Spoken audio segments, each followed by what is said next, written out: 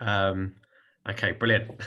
So, yeah, thanks everybody for coming. I'm sure we'll have a kind of a few people trickling in over the next five or so minutes. But I thought I just wanted to give a little bit of a kind of an understanding about where we've come from to get to kind of this point so far.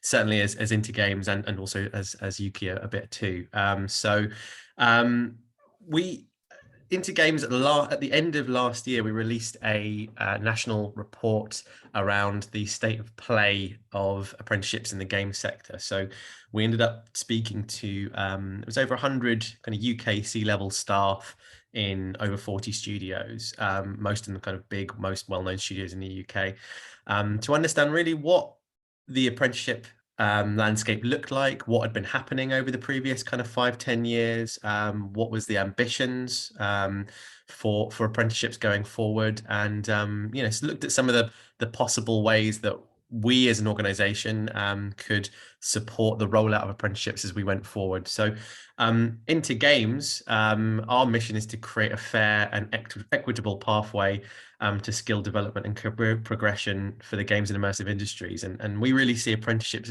as a massively key part of making that happen. So, in general, the report, which you can kind of download, yourself if you want to, I will certainly send a link after this presentation to that. But we found a real positive sentiment towards apprenticeships generally. So a lot of the people that we asked, well, we're talking kind of 95% of the people that we asked saw them as a thing that should be as valid an entry route into the sector as university, which is huge. We also found kind of over half, so 56% of those responded had little to no understanding of apprenticeship. So there was a kind of this real sense that they were something good and they were powerful and that they could make a difference in a lot of areas of their business, certainly around developing more diverse staff, especially. But there was maybe a sense that they didn't really understand, how to do that or what the next steps were. So there was definitely work to be done. Um, it kind of came across that this was really the right time to make this happen. So there were a lot of things that started to happen previous to that report being delivered. So the games programmer apprenticeship was in development at that point and now has been released. The community manager, games focused community manager apprenticeship had just been released and was being used by Ubisoft at that time. And there were kind of the beginnings of conversations around maybe some other apprenticeship standards that could be put in development from various different organizations or groups. The report also found that there was potentially over 4 million of levy cash from studios sitting in the government coffers doing nothing, just waiting to be used. So there was a real, I think, a kind of really important need for us to kind of grab the bull by the horns and take this forward and try and support studios in developing these accessible pathways. The report itself found 7 suitable apprenticeship standards overall, which were suitable for kind of game studios. They were HR support, learning and development practitioner, data analyst, assistant accountant, community manager, junior animator, and game programmer. Of those, obviously, kind of 3 are in the kind of game making area in the sense of kind of just developing the actual games, and then the rest are kind of more in kind of office administration roles. We found at the time there were about 35 apprenticeships that were taking place in the entire game sector. So, and there might have been a few more than that, but really not much more. So, of a sector that, you could say is probably between kind of 19 to 22,000 people, 35 apprenticeships is pretty small. So there's lots of opportunity for growth there. And the ones that I suppose we thought were the most interesting to focus on going forward were the game programmer and the community manager. And actually, we're just going to focus on those today. Susie is next up is going to talk a little bit more about those and some of the other work that we've got going around that. Generally, the report also came out with kind of 6 major recommendations. And once again, you can kind of go through the report yourself to find out what those recommendations were. But one of those was the setting up of a kind of national task force, which was made up of game studios, potential training providers, regional apprenticeship support networks, to really move the conversation forward. And we've now had 2 meetings of that national task force, and it's been really, really productive so far. So, you know, as an output of today, if any of the studios watching this would like to join that national task force, then please let us know. We'll add you to that, and you can kind of be part of the ongoing conversation. And that's a really key part of this. It's all a massively ongoing conversation. This is all brand new. It hasn't been done before in a lot of cases. Certainly the setting up of new standards, which we've got a few here. So the level 4 software developer, but making it suitable for games. Level 5 digital artist, which could also include the kind of beginnings of an entrance way into a level 7 technical artist as well, which we know the industry desperately needs at the moment. So these are standards that haven't been developed yet, but we would like to take forward. I'll just wrap up quickly now by saying that, you know, our goal as an organization is to get to the industry recruiting and retaining 200 apprentices a year by 2024. We think that's really possible, and there's a lot to do to get there, but we're really confident about the benefits of apprenticeships in general, and I think we've got a really great group of people that want to make that happen. So yeah, we're really excited to try and do that. And a big part of that is events like this. So one of the recommendations was providing more opportunities to train up industry around what apprenticeships are and how they work and how they're relevant. This is part of that process. So yeah, really happy to be here, and I'm really glad to introduce the panel later on, and you'll have an opportunity to kind of ask more in-depth questions at that point. But I'll pass you back to Susie, who's going to kind of walk through the apprenticeship process in a little more detail now. Fantastic. Thank you so much. Yeah, like Declan said, we've been talking about levels and all kinds of terms already, but I just wanted to bring us back to the basics first and talk about, you know, what is an apprenticeship at its core, and what do you need to know. So the most important key bit you need to know is that an apprenticeship is a paid position in a studio where you employ someone and they then spend as an apprentice around 80% of their time just working for you as a normal employee would. You know, they're doing their job, they're doing a fantastic job. Obviously, the job needs to relate to the training they're doing. So if you're doing a community management apprenticeship, you also want them to be working as a community manager or maybe in customer service. So it has to relate to it. And then 20% of their time will be spent, or well, roughly 20% of their time will be spent in training. But that's not just, you know, sitting there watching videos, being out of the building. It could be mentoring, shadowing, other things. And I get some really exciting training. We'll talk about some examples later. As I already mentioned, it is a paid position and they are a fully employed employee at your work for all intents and purposes. And also you can use apprenticeships to obviously hire new people, which is exciting. You can bring in new talent, or you can also upskill internal staff. And that's also a really important thing to keep in mind when you look at apprenticeships. Then we did mention earlier, you know, we talked about level 4, level 7 standards, but what that effectively just means is it gives you an idea of what their UK education equivalents are. So for example, as you can see on the slides here, I listed some examples. Most things we'll be talking about are more level 4 to 7 standards, and they are all equivalent to higher education diplomas, and the level 6 standard, for example, would be the equivalent in terms of the depth and meaningfulness of a bachelor degree, and level 7 goes up to the equivalent of a master's degree. So again, this is a really good point when you think about upskilling staff. Maybe you have someone who just wants to delve a bit deeper in a region, and then an apprenticeship is a fantastic way to do that. Some of the benefits of employing apprentices: we wouldn't be here if we didn't think it was a really good idea to have apprentices. The first thing is it can help you with your diversity and inclusion mission.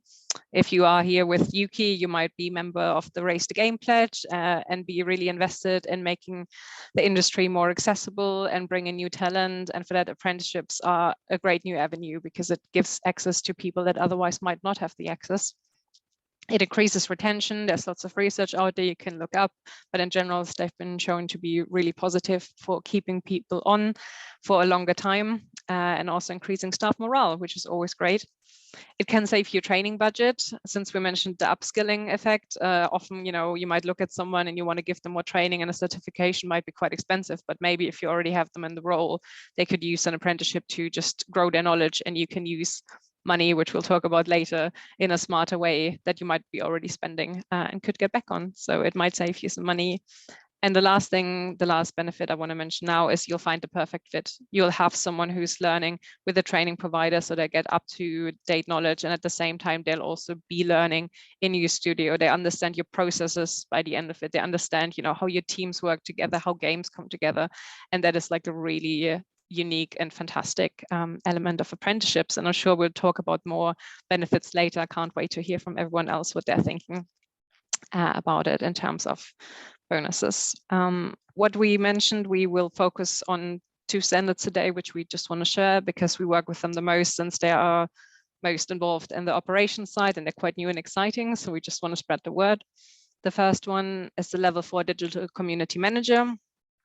This is quite useful for people, obviously, who work in community management, but might also be considered for people working in customer service and working with customers. So there's a quite wide range of application. The duration is 18 months plus the assessment. The next cohort, we're hoping to, work together with the industry to put together a cohort in autumn. And the training provider for this that we're working with for this cohort is the University of Sunderland, but you can also check the government portal to find other training providers that offer this standard. Some of the content for the level 4 digital community manager is obviously all the key aspects about digital community management, what tools to use, what methods are useful, but also communication, such as conflict resolution. They learn about professionalism, such as creating reports about sentiment and other things, and how to deal with the community on a larger scale, and how to report back to a studio in useful ways. And it's also very hands-on. So there's lots of work-based learning projects. So they don't just they don't just get theory up in theory, they can put all these things into practice. And as an employer, you're also able to influence the content a little bit. So if we're putting together a cohort and you say, this would be really interesting and I don't see it on the curriculum, we can also work with training providers usually to adjust it a bit and make sure it's like top relevant to you. Why Into Games are working with this, I also wanted to mention, we are currently running a program called Fast Trackers, where we take people from, in this case, that's based in London, and we take people from underrepresented backgrounds that kind of just need a bit of support. And we are running a boot camp for them where they get 10 weeks of intensive training to be ready for an apprenticeship afterwards. So we will also have some potential candidates. If you're thinking about hiring community managers in the next few months around October, do get in touch because we might be able to set you up with some really good people for this. The second standard we want to talk about and make some noise about is the level 7 game programmer, which is very exciting. As we mentioned, level 7 is the equivalent to a master's degree. So it's a really in-depth and fantastic new standard. The roles that could be applied, and it could be, you can train your programs that are working on gameplay, but also people working on the programming side of engines, software, and graphics.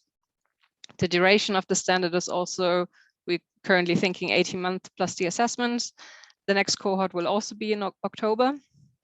And the training provider is the Game Assembly, which we have Per Anders from here. We'll meet him later.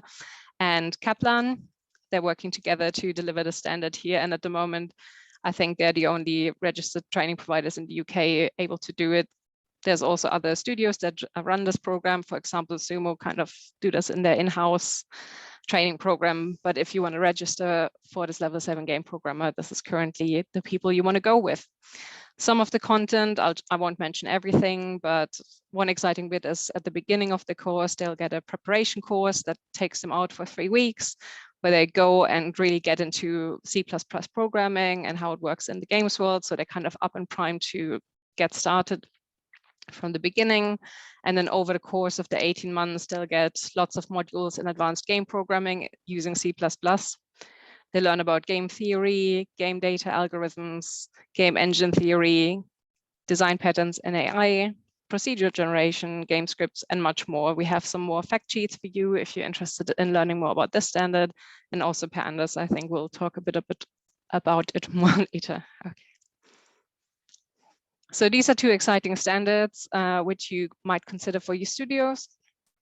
And I just wanted to spend some time again talking about who you could employ as an apprentice. So again, the first option, as I mentioned before, is you can just hire someone new, especially, you know, opening roles on a more on a entry level and junior level is really exciting because it opens it up for more people. You can bring in talent from underrepresented backgrounds, for example, and we're also happy to help with that. So Into Games, we have a massive network of people who are seeking to change careers or just break into the games industry. So we're also very happy to help you find suitable candidates. And as I also mentioned, we sometimes also have training programs where people might already come out of with some knowledge and skills, you know, kind of eager to get started in an appropriate apprenticeship. So do get in touch with us if we can support you with it.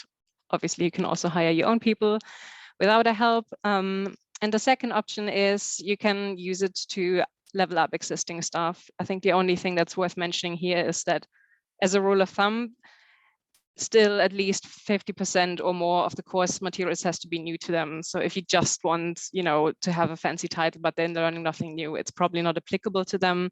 But if you look at the course modules and you think like, hey, there's, you know, some stuff where they can learn something new and exciting that would really enhance their role and their ability in the company, then they're useful. They're perfect for it. Also, obviously, this is fantastic if you have someone who wants to shift the position internally and like retrain and upskill. So there's lots of ways to use apprenticeships in your business and lots of people they can be used for. Very briefly, just how it works to get an apprenticeship running.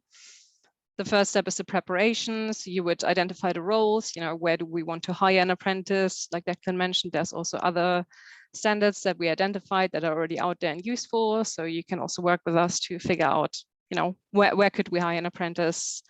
Then you would assess your training budget, which I'll go into in a bit later. You pick a training provider to work with. We suggested some here. You can also look at others if you want to, where they are available. And then you would create job postings if you're hiring externally. Then the onboarding process would mean assessing the apprentice's knowledge. So we just have to make sure they're eligible and suitable. There's usually like some sort of tests or onboarding where we assess what they have to learn and where they are at. There will be an agreement with the apprentice, the trainer, and obviously you as the employer to just make sure everyone's on the same page what this apprenticeship will be about. And another important factor to mention is also there might be mentorship training for anyone in your business who looks after the apprentices to make sure they can support them. So it's also great for your staff because they will get training in mentoring and teaching and supporting people, which is always great, especially for senior roles.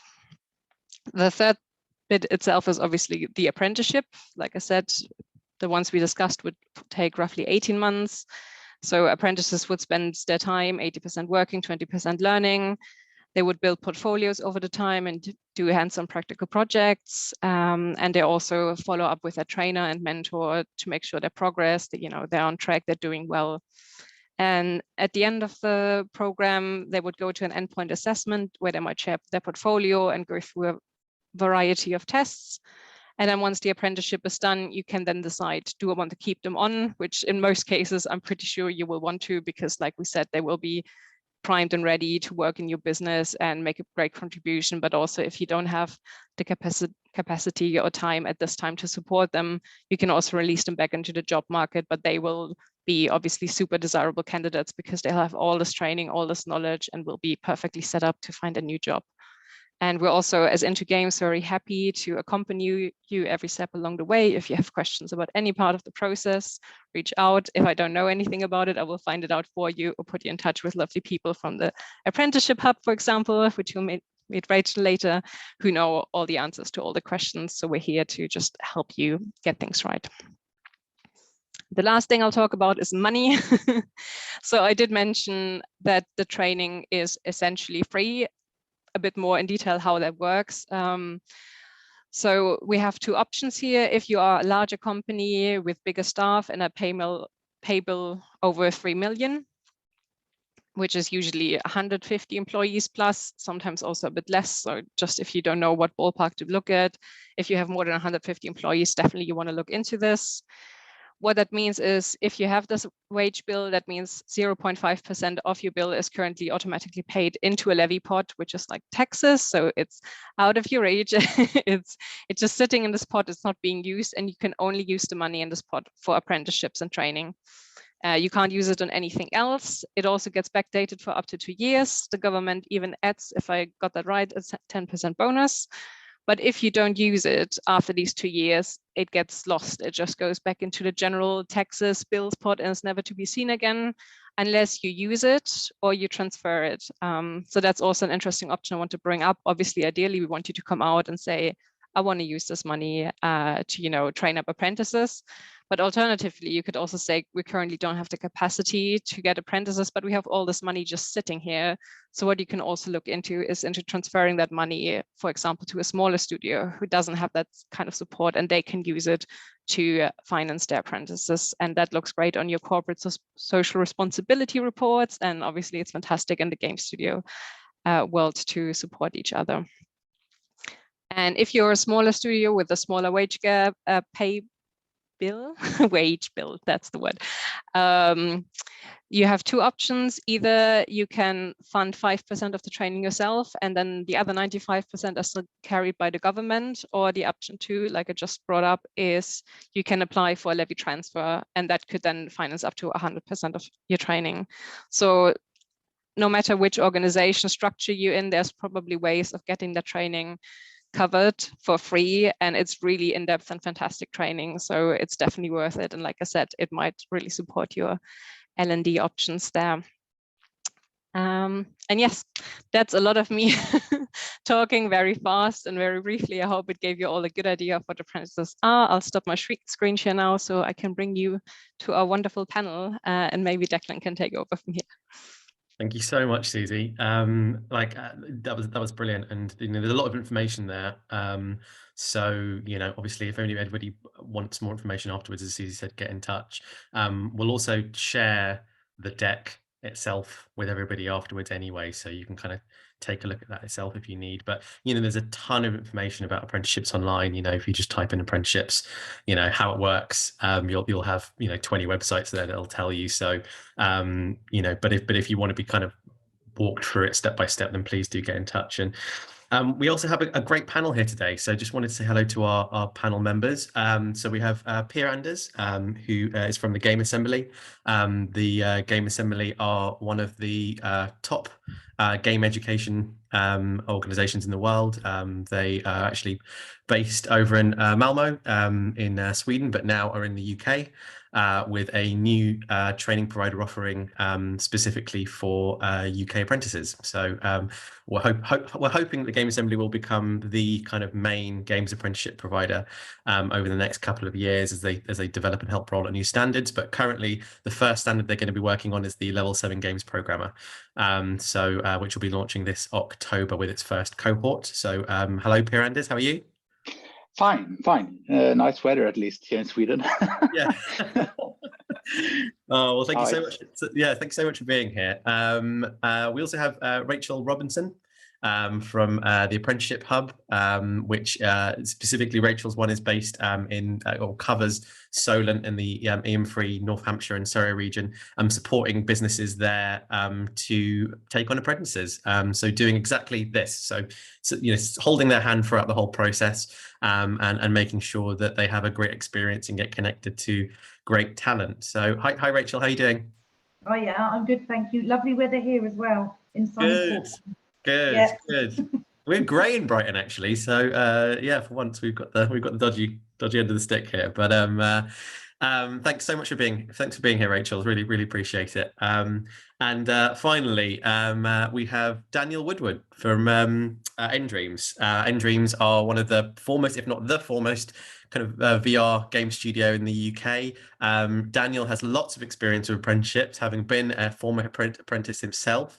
nDreams are also one of the studios that are kind of really leading the way in terms of taking on apprentices. They currently have apprentices working in their studio at the moment, and also have some ambitions to take on more apprentices going forward, especially in the kind of game making area. So hi Daniel, how are you doing?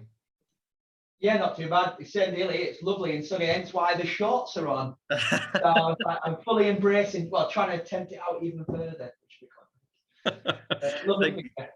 Yeah, fingers crossed. Thanks so much for coming to speak, Dan. It's so lovely to have you here. So, yeah, just kind of an initial opening question to everybody. What do you think? I'll put this to you, Dan, first. What do you think is the kind of number one benefit of taking on an apprentice in your eyes? What do you think? Well, it's a little bit of a switch between three, depends where your sort of priorities are.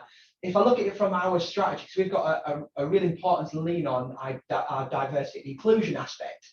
And when it comes to impacting people from lower social economic backgrounds, it really has a major effect.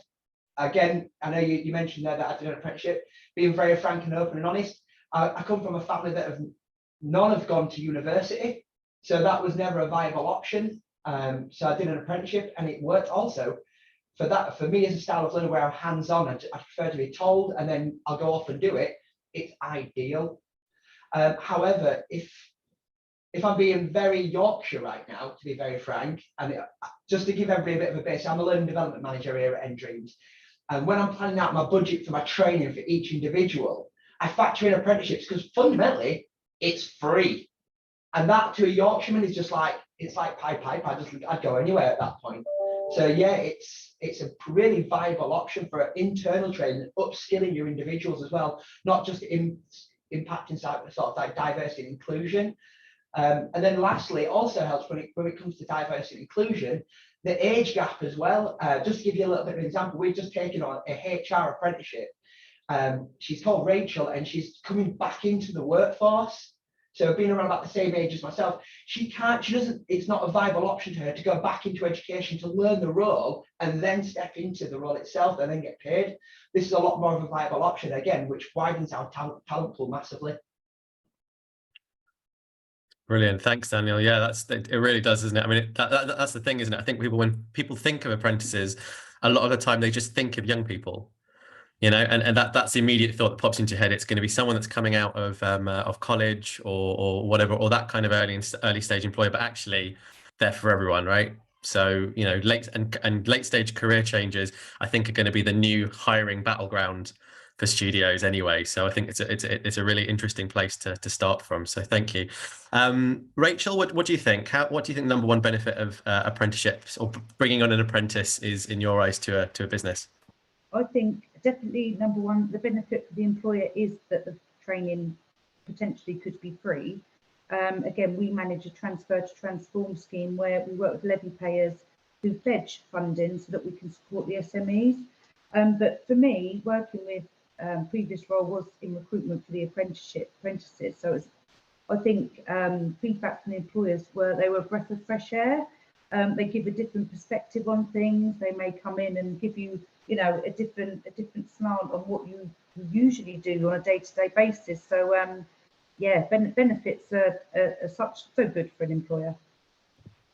Thanks, Rachel. And Pierre Anders, I guess this is kind of apprenticeships are kind of a new place for you and your organisation, but we've been doing a lot of talking about it. But I mean, in terms of what do you think for a big studio like so some of the studios you already work with? I know you work a lot with Avalanche in the UK, and quite a few other, Shark Mob and a few others. What do you think is going to be the big reason that they're going to take on, let's say, a level 7 games programmer?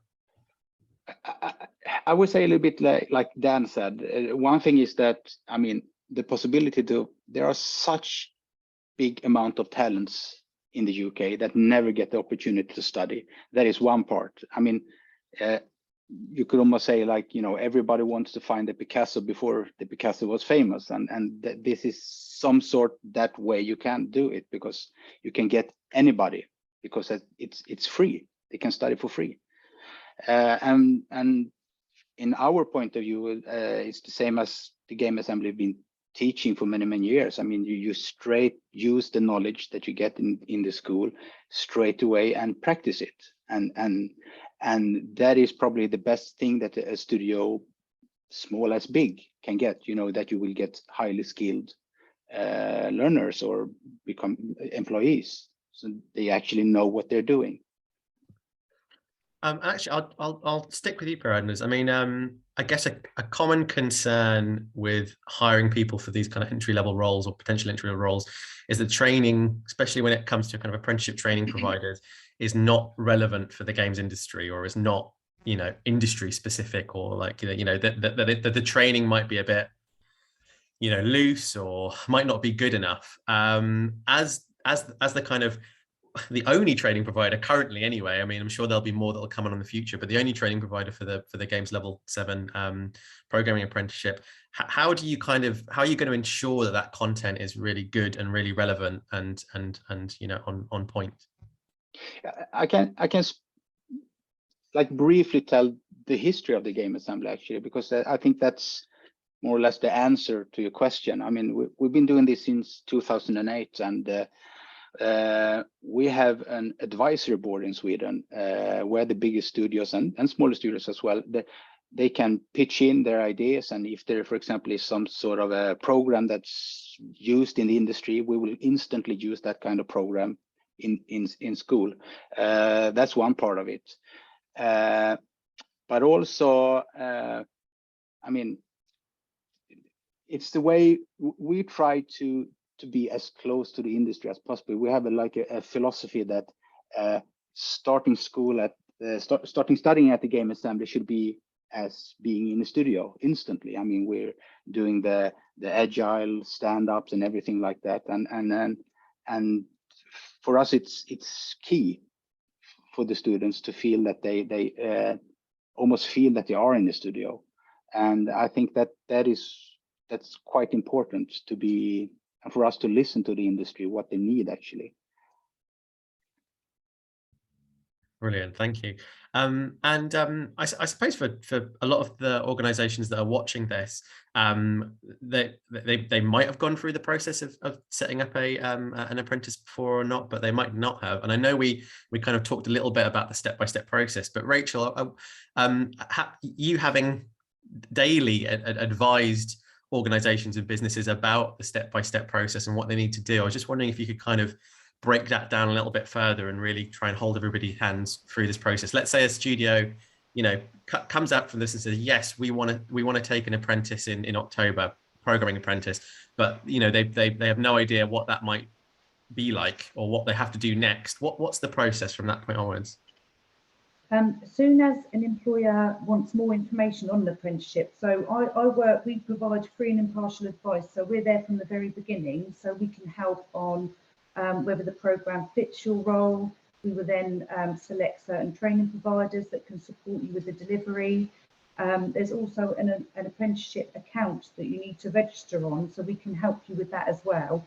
So basically, we're there from the beginning all the way to the end, and we kind of call ourselves a one-stop shop. So if there's anything else that you need, anything outside the apprenticeship, then we support with that as well. But yeah, basically from the beginning we'll have a call, we'll talk through the role, make sure the apprenticeship fits, because as you say, Declan, you know, the apprenticeship must fit that role for that apprenticeship, otherwise it's not going to be beneficial for the employer and the apprentice. So yeah, and then we'll make introductions to the training provider, and then we'll put you onto the apprenticeship website where you can advertise for your vacancy free of charge as well. So we can support with that all the way through to completion, really. So yeah, but we're there for the whole process. So could you just briefly actually talk about the apprenticeship hubs just briefly, because I know you guys, you're from a kind of a regional hub, but there are other hubs as well. Let's say some of the studios that might be watching this might be in near another hub, but you all kind of do roughly the same thing. And I'm sure some of the viewers might not be aware of those hubs or might not know what they are. Could you just kind of just briefly tell them what that is and how they can access their support if it's relevant to them? Yeah, of course. So I'm employed by Hampshire County Council, but we're funded through an ESF project. So our project is managed by the council, but we cover Test Valley, Basingstoke, East Hants and Surrey. There's also a Solent project as well, who are in our team, and then managed by Southampton City Council. And they cover all of the Solent area, so we do exactly the same role, supporting employers. But as you say, there's different hubs around the country. If anybody does want to know where their nearest hub is, please do feel free to contact me, and I can make them introductions for you and support you with that as well. So yeah, I think there's a couple of areas where there aren't hubs, but the majority of the country is covered by a project and a hub. Brilliant. So yeah, exactly. And same with Into Games as well. If you contact us, we can then put you in the direction of a hub, and that's what we would recommend. Speak to a hub; they can walk you through that process, and then we can all help you decide what apprenticeship standards might be suitable for you and your organisation's needs. So Dan, what? I say, having been an apprentice, having been been in a studio that has apprentices, what do you see the hurdles around apprenticeships in the games industry being, and how do you suggest overcoming them? So any of the kind of people leaders that are watching this, I'm sure will be saying, okay, yes, I want to do this, but like, oh, what I don't think I can do this because of this, and this, and this. What kind of things did you have to go through within the studio that you're working with at the moment to get this through, and how have you overcome those challenges? Definitely. Yeah, obviously this is when we first approached the apprenticeship side of things, there was a lot of these hesitance out there, and there was two main issues. The first one was the setup process, and the second was this misconception about what the 80-20% job off the job is. They're like, hang on, we've got to pay him for 100% of the time, but we're only getting for 80%. That's not a viable option. You can see does not compute kicking in. However, I just want to get rid of a few of these misconceptions. First off, the setup process. Trust me, I am not the most organized person. Anybody that knows me on that side of things, organization is not my forte. So if I can do it, pretty much anybody in the country can. So the steps, the process, the way it works is, I reached out to, funnily enough, Rachel's team, Jack Hopkins for the win right there. I should mention that our previous account mentioned her, but she's moved to Solid University now, so we shall not speak ill anymore. So, but yeah, so what my process was, I reached out to the Apprenticeship Skills Hub and said, look, we want to take on an apprenticeship. They arranged a call with us straight away. We told them what our requirements were. They were an IT apprenticeship at this given time. They was like, yeah, not a problem. These are the providers in your area. Listed them all off for us. So I was like, actually, one of them is a college that we work very closely just down the road. That's perfect. We've already got a relationship with them. Brilliant. What are the next steps? So then Jack came up and he said, 2 steps. You've got to register with the college. You've got to register with that government website, like Rachel mentioned. Instantly, the second he said register on a government site, I clammed up so fast because I was like, oh gosh, I'm not dealing with government process. But I am not joking. 5-6 clicks and it was done. The registration side, you create a government portal, which most companies have for their tax breaks and stuff like that anyway. So you log onto the apprenticeship portal. It gives you a few options. You click add apprenticeship. It asks you for a reference number of the provider. You put in that reference number, which the Apprenticeship and Skills Hub gave me. Literally held my hand through the entire lot. I filled in the individual's details. Done. And then I had to put, are we funding this? I put yes, we are, because we're a levy payer. If not, then we get it transferred. By the way, the Skills Hub said if we needed money transferred, they could sort it out. We were going to try and pinch borrow from Ubisoft, but lucky enough, we were just in that threshold, luckily enough. And then that was it. That was the portal done. It then sent the application across to the training provider automatically, so I didn't have to do a single thing. I went onto the training provider website, Farnborough Technology College for us, registered the apprenticeship, took no more than half an hour, and that was it. That was literally, they then communicate exclusively with the apprentice at that point to get all the schedule in play and all that sort of jazz. They do operate in the stereotypical 1 day a week over in college, but that's another issue completely. That was the setup process. And then the management of it from the next 18 months, I probably spent, I'm not joking, about half an hour on quote unquote admin stuff for the apprentice. I spent more time supporting them with their English skills than I did with anything else on the admin side. So there's no massive hurdles to jump over. I'm not joking. In an afternoon, you can go from never having an apprentice to actually having one potentially registered in half a day easily without even breaking a sweat. So that's the first misconception. The second, huge misconception is this 80-20 split. there's a misconception saying, oh, like we've mentioned, our stereotypical one is the off the job. However, if I take our previous IT apprentice, Jason, he was exclusively online because we employed him during the COVID pandemic. So no colleges were available to go on site. So we went with an online provider. However, it wasn't that stereotypical sort of 1 day a week. Every few months, he had a couple of days with a call with the provider. That was it. However, to accommodate, because he still has to do 20% off the job, but this also accounts for things such as anything that's outside his day-to-day working environment. For instance, he's a desktop support. So say if he learned how to do Active Directory management, for instance, a bit of training on a website called CDB Nuggets, for instance, that counted as off the job. But then the beautiful thing was, we'd always do it in this setup, half a day studying, then half a day putting it into practice. So then he would do user management, which actually we got a return on investment because he'd learned something new. Also, he was now putting it into practice and taking away the responsibilities of somebody who's higher up and more paid than him. So actually it saved us a little bit of money. So this misconception of 20% completely out of the business is incorrect, because like Susie was saying, also shadowing, but anything that's not related to their day-to-day job role counts as 20%. That is probably the two biggest hurdles. That's awesome. Thank you, Dan. We've also, just as a quick comment, we had the brilliant Karen Hedger, who is fantastic, and yeah, oh, was that, yeah, definitely reach out to her. Anybody watching this, and if you want even more information about the process, she's a real pro. And she's just mentioned that there's been a recent change to apprenticeship policy, and the requirement is no longer 20% officially. I guess it's now 6 hours per week. So it's even less than 20% technically. And I think also you say that it kind of depends on the training provider. You can also front load a load of training as well. So it doesn't need to be every week. It could be that they do 2 weeks of training at the start of that training process, and that counts for a lot of that period later on at later stages. So that it is flexible within that process. And I think that the thing as well, Dan, that you're just saying as well, this training shouldn't be, I mean, if it's good training, it's good training, right? It's not just time off the job doing nothing. It's training to become a better employee that's going to be more useful on the job they're doing. So it's a benefit. It's a fantastic benefit that's there. I'm just going to do a couple of quick questions that have been asked in between before we ask them more widely. So we have one from Andy Driver. Hi, Andy. Nice to hear from you.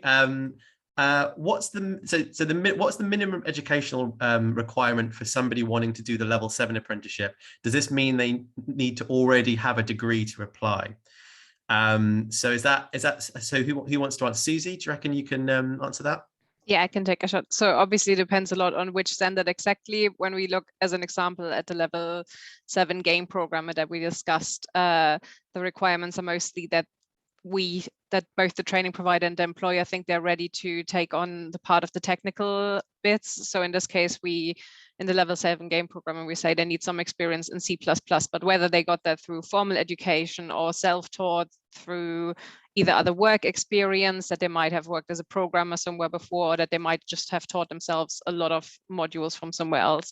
That's the only thing. So there's usually an entry test to just make sure, are they ready? Do we think we can keep up with it? Because obviously we want to set them up for success, but you won't have to have a level 6, like a bachelor's degree or something equivalent.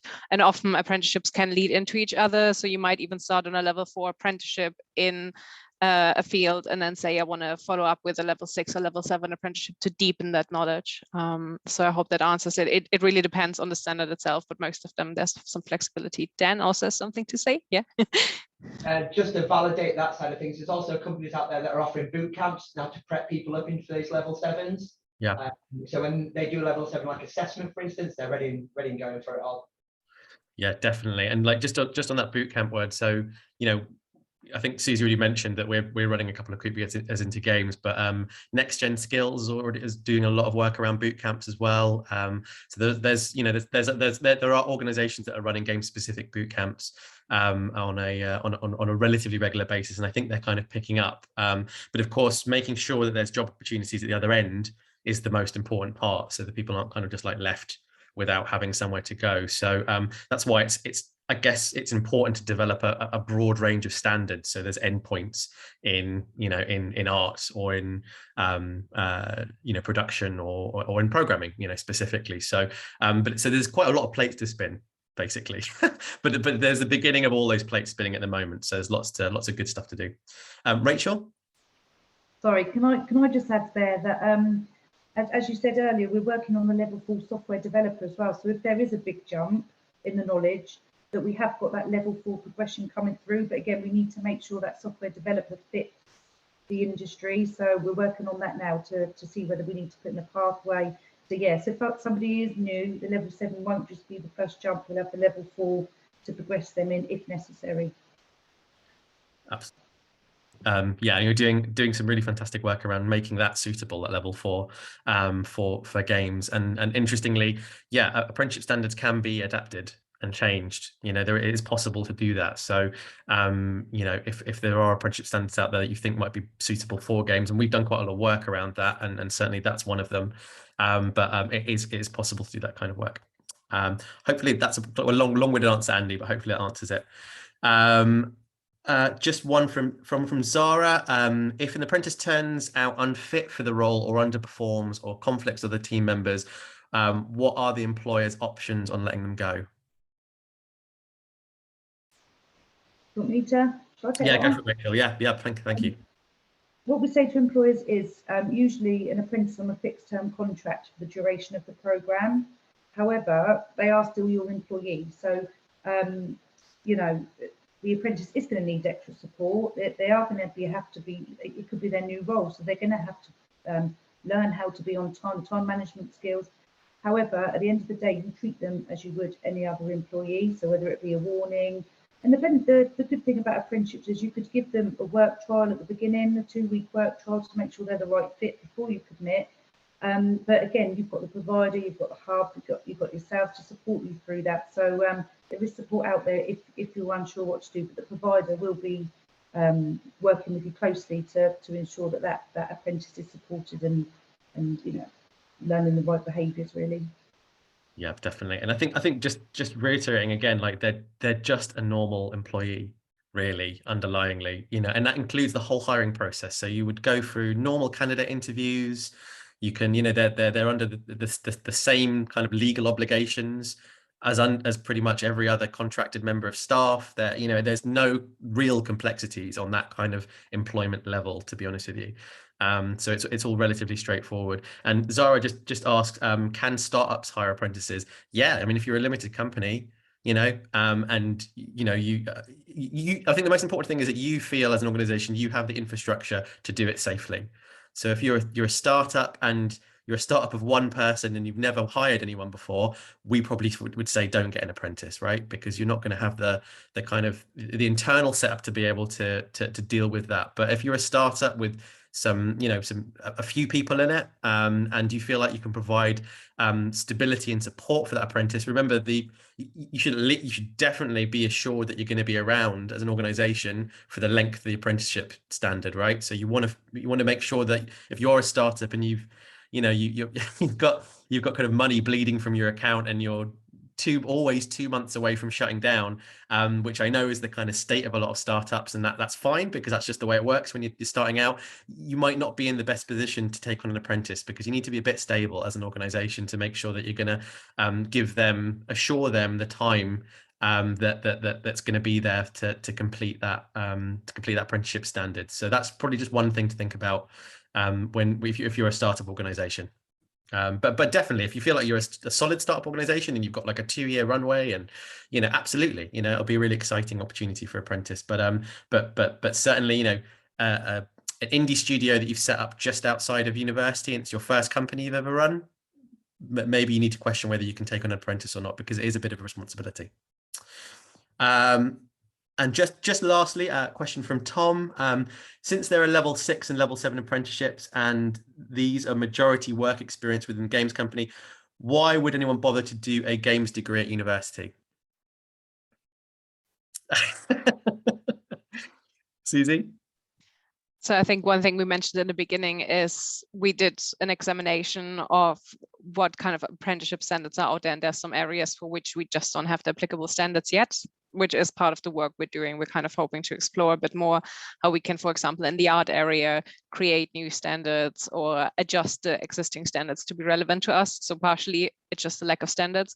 Also, it's a bit of a lack of awareness within studios. There is not as many apprenticeships out there as we would like there to be, because studios are not aware that they can do this. And also, I think everyone has different ways of learning. I think some people are really suited to university. They quite like having that safety net of being able to sit there and take in all the materials and practice them in teamwork and just feel confident and ready to go in. Whereas other people might be a lot more hands-on and want to feel like, yeah, you know, I want to get started. I want to learn while I'm doing the job, and they learn better this way. So I think it comes down to personal preference, what you can afford to do, what works with your lifestyle. So really just individual choice, hopefully. That's great. Thanks, Susie. Anders? Yes. Yeah, I just want to say that, I mean, for example, in Sweden, there are many people who study, like they have a bachelor degree in programming, and they start studying at our school. And they, you know, they say like after 4 years studying at university, they learned double amount at the game assembly.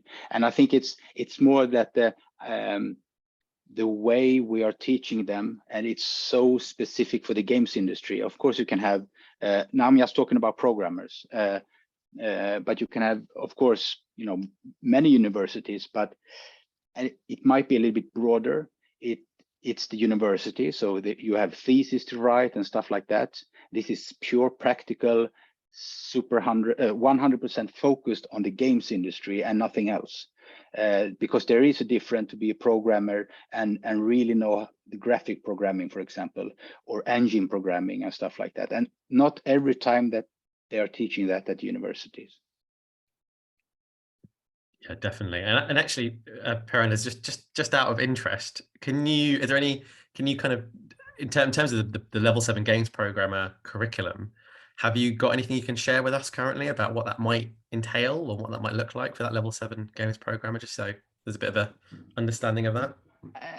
I can say more or less that, I mean, we will bring up a little bit. There was some asking about the requirements and things like that. We will, of course, this is a high level, but we will also help everybody to support them to go through this. I mean, there are people that never had any degree, but they are skilled in a way. And we will be more and more advanced during this 18 months. I mean, we will, as Susie said earlier, we will have procedural content generation and more and more advanced programming, and we will end with game scripts. But we're also I mean, they will make a couple of games, and they will actually, we will do something a little bit different that we've done in Sweden. We will actually, for example, if they made the first game as a puzzle game, for example, then the next game it might be a more advanced version of the puzzle. So they have to go back, look at the code, analyze it, and be a little bit more, you know, that you have to like, is this really good? Or can it be better? Because that is something from time to time I feel that they're missing in the education, that you go back and actually analyze what you've been doing, and then you take it to another level. So that is something I could probably tease you a little bit about. I know we saw that there was a bit of a release of what the kind of general outline of the content quite recently. So if anybody's interested, I'm sure you can get in contact with Anders and send you some more information and bits and pieces about that, for sure. So we've got kind of 5 minutes before we wrap up. So I just wanted to make sure that everyone's got their questions down. If they've got anything they're thinking about right now, and they want to let us know, or they want to approach the panel, then do say that within the next few minutes before we wrap up. So Susie, I don't know if there's anything you wanted to kind of pose to the panel at all, or anything before we shoot. Yes, I will just briefly share my screen again, back into presentation mode. So I just wanted, now that you've heard about apprenticeships, some of the benefits and of the opportunities, we hope you're more interested. And I just wanted to give you some practical next steps you can do. So the first thing you can obviously do is look into an apprenticeships, look maybe also at the report to see if there's any other standards that might resonate with your studio. Is there any area where you're thinking of bringing on someone junior or new starters in the next few months, and could this be an apprenticeship? So I would just say explore standards, the ones we already shared and the others that are still out there, together with your apprenticeship hub or with us. You could also think about transferring your levy. If you heard like, hey, we're a company with a big pay bill, we're not using it right now, we probably won't have the time to do it right now, but maybe we could make sure that the money is used. You can also get in touch with us or an apprenticeship hub, and we'll set you up to make sure this is something you can pitch in your studio quite easily. If you want to know more about a specific standard, for example, now the level 7 game programmer, like I said, we have a really nice overview sheet which breaks down the modules a bit more and shares the requirements. Reach out to me. Declan also recently shared it on his LinkedIn, so if you connected with him there, just have a little Google. And I might also share that with Ukie afterwards, so maybe we can send it out to the participants. So that's a great way to get in touch about. And the last thing, if you are now like, well, I work in this very niche area and I looked it up and there's no standard, but you want to get involved with changing that and maybe helping us shape the future of apprenticeships in games and create new standards, and also get in touch with me and we could add you to a national strategy network. We have like meetings every 1 to 2 months. At the moment, it's more 2 months, and update emails. So there's always ways of getting involved and really changing the industry and changing the future, which I think is quite exciting. It's always good if you can change on a structural level. So yeah, these are potentially next steps for you. I hope there's something along there for everyone. In general, if you want to get in touch, you can reach out to me because I look after apprenticeships at Into Games and vocational pathways in general. So I'm your #1 contact for this at Into Games. Either at Susie at Into Games. I'll also share my LinkedIn in the chat. You can reach out to Declan, especially if you already know him, and he can forward things to me or maybe answer your questions directly. Or you can generally send inquiries to apprenticeships@intogames.org, which mostly will be me answering, but anyway, maybe it's easier to remember than my name. So either of these things work well. I would also invite our panelists, if you are happy for people to reach out to you, maybe share your contact details in the chat briefly and say, feel free to reach out to me with questions about the standard or these things and that. And that's really it from me. The next steps, I'll post my details in the chat as well. Thanks, Susie. So yeah, just before we say a massive thank you to all our panelists, just each of the panelists, what would you say to a studio that is on the fence right now? So what's the one thing you tell them to do? Pierre Anders. Sorry, I tried to write something here once again, please. So what's the one, if there's a studio that's sitting on the fence and maybe deciding whether or not to actually do this, what's the one thing you'd tell them to do? Contact me. Contact you, there we go, boom. Yeah. Daniel?